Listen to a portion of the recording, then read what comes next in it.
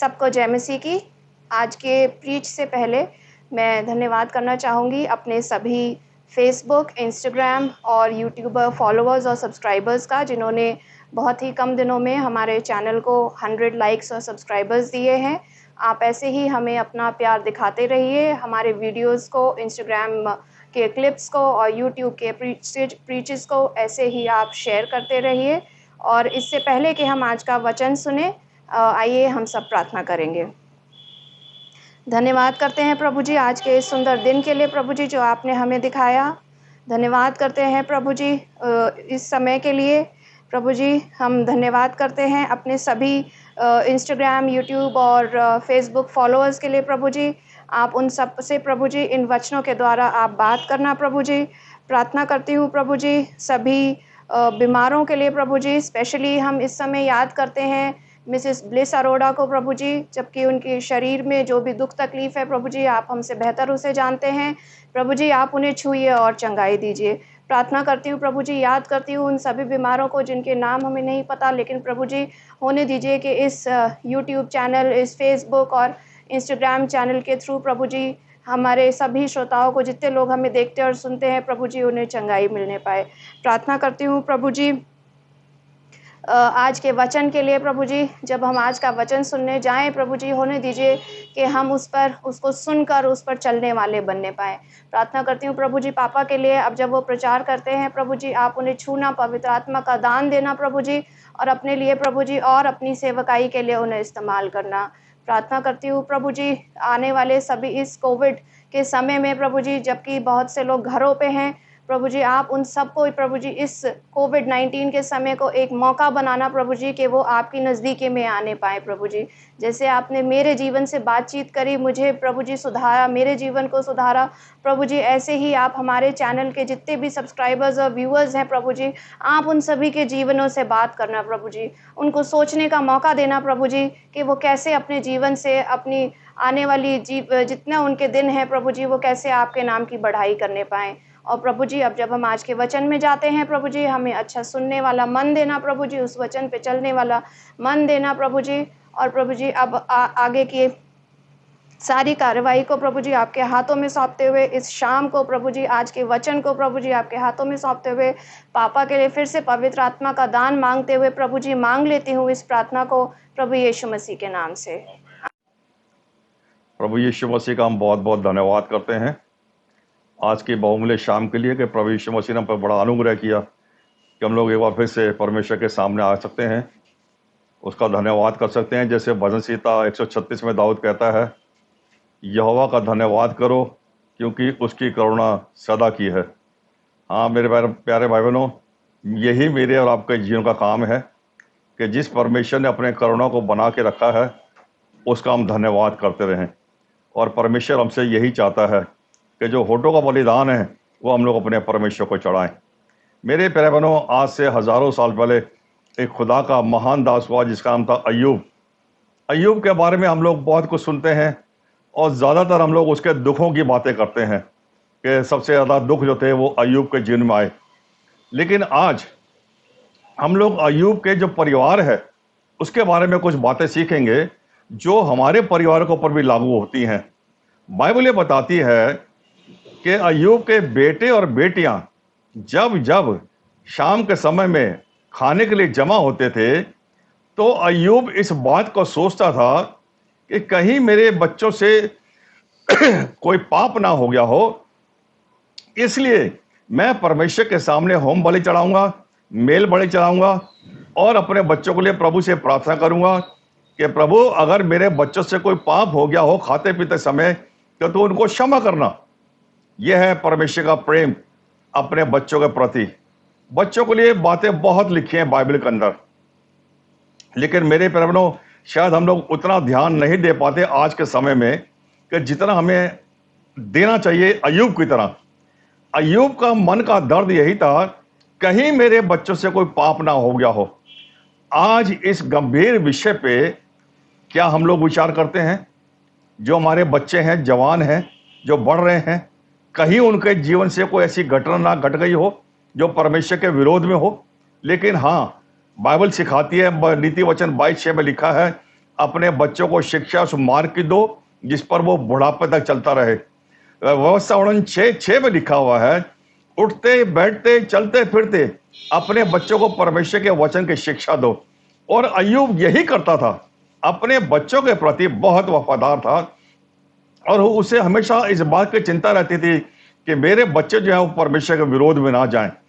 और अगर मेरा आप चाहते हैं कि हमारे बच्चे परमेश्वर के विरोध में ना जाएं, तो मुझे और आपको परमेश्वर के वचन के अनुसार अपने जीवन को व्यतीत करना होगा और उस परमेश्वर के वचन को अपने बाल बच्चों को भी सिखाना होगा।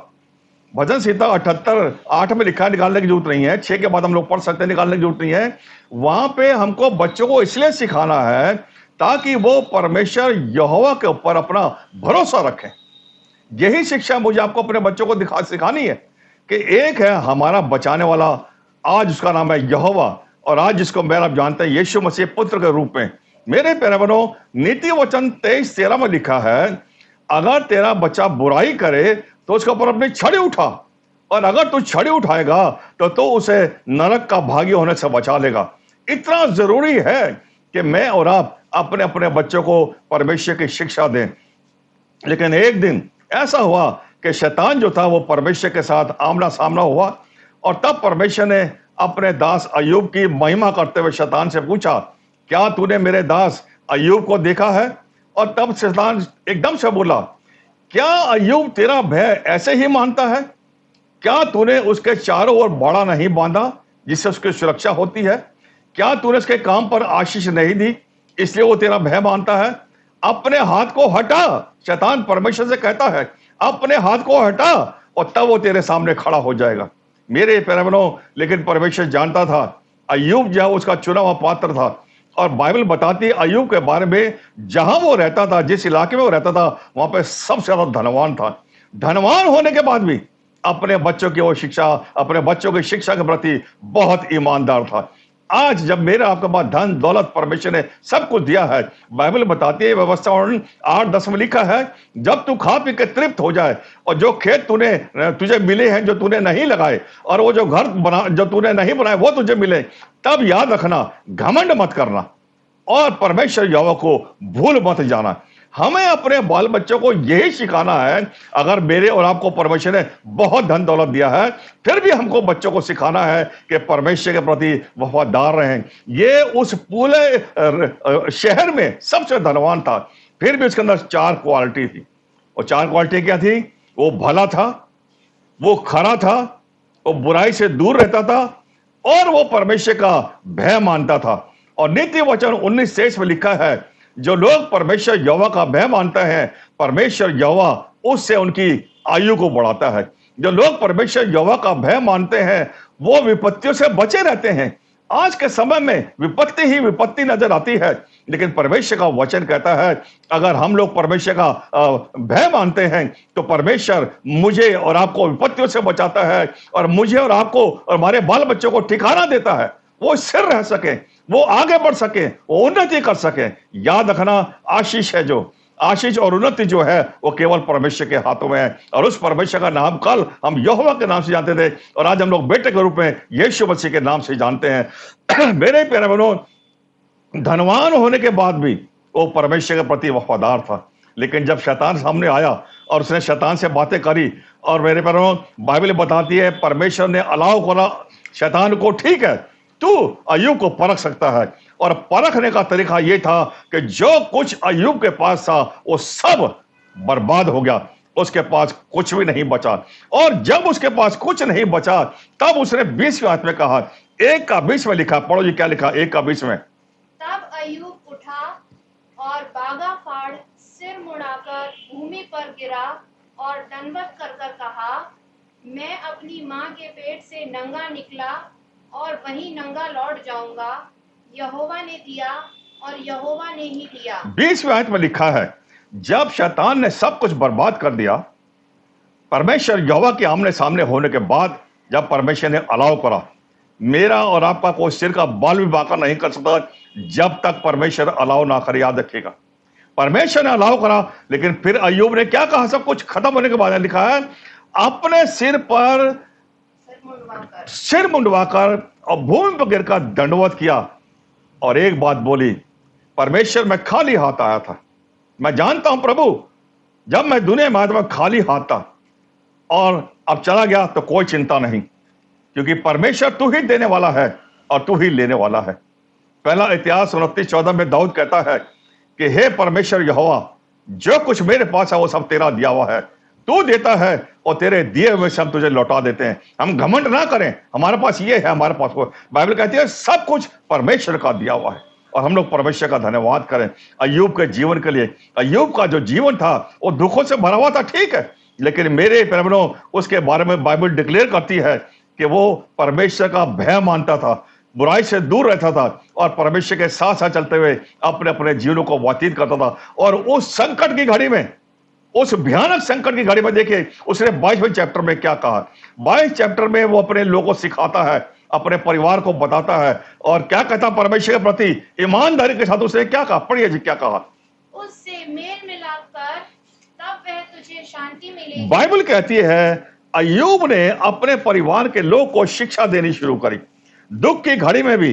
वो कहता है यहाँ पे 22 चैप्टर में कि परमेश्वर यहोवा से दुनिया से मेल मिलाप मत कर।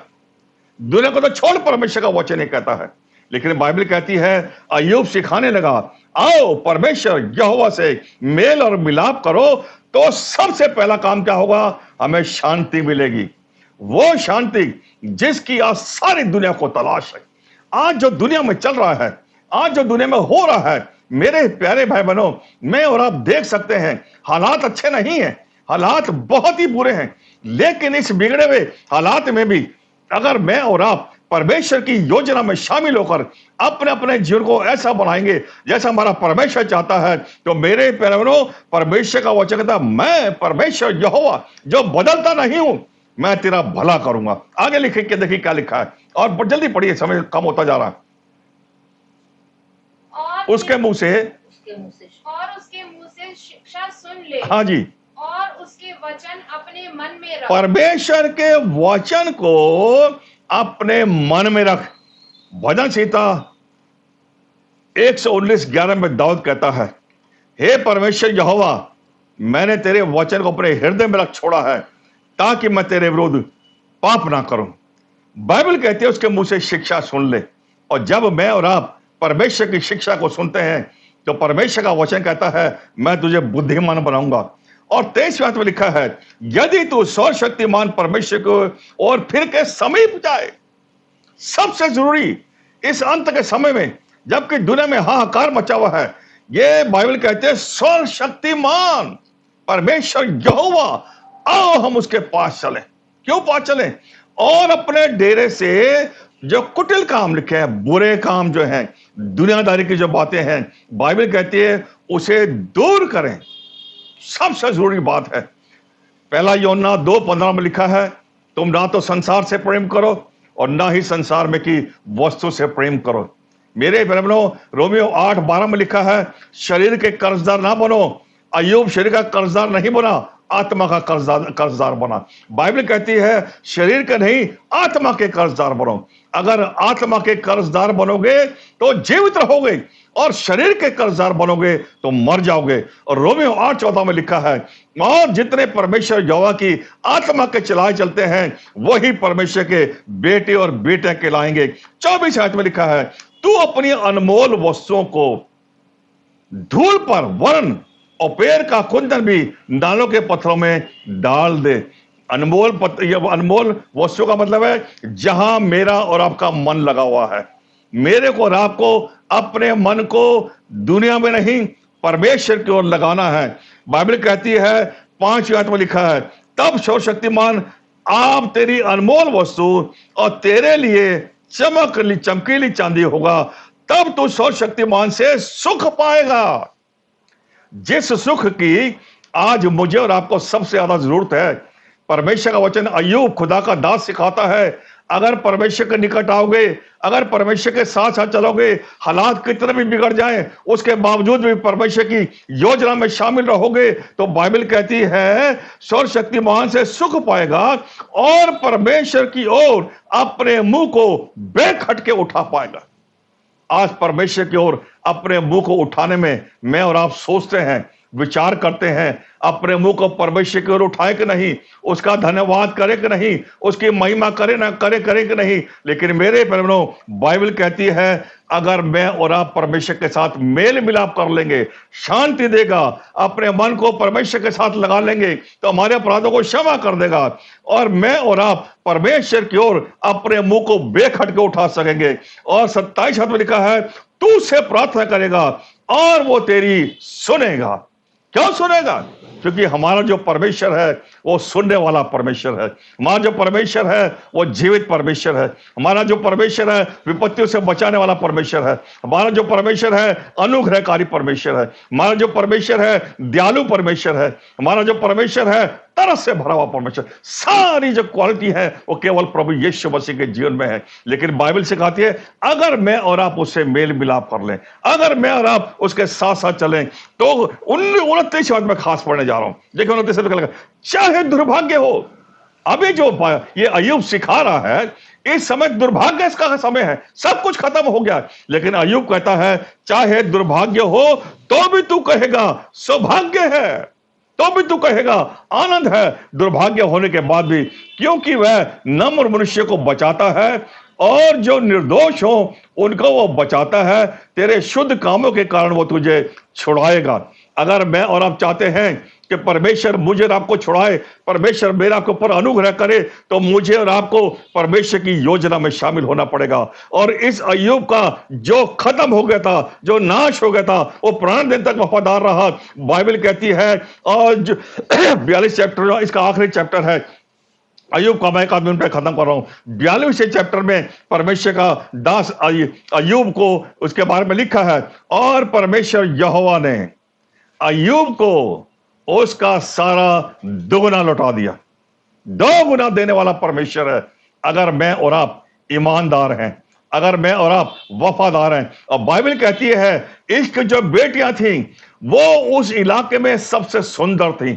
आज सुंदर बनने के लिए आज दुनिया करोड़ों रुपया खर्च करती है, लेकिन हमें सुंदर बनने के लिए कुछ खर्च करने की जरूरत नहीं है, क्योंकि मेरे और आपके चेहरे के ऊपर चमक लाने वाला केवल एक है, उसका नाम है प्रभु यीशु मसीह। एक है, उसका नाम है यहोवा। जिस यहोवा परमेश्वर ने अय्यूब को बचाया, जिस परमेश्वर यहोवा ने अय्यूब को आशीष दी, जिस परमेश्वर यहोवा ने दुगना अय्यूब को लौटा दिया, उसका नाम है प्रभु यीशु मसीह। बहुत जल्दी आ रहा है, इससे पहले कि वो जल्द से जल्द निकट आ जाए, आइए अपनी चिंता करें, अपने बाल बच्चों की चिंता करें और अपने बच्चों को परमेश्वर के निकट लेकर आए। Praise the Lord, God bless you.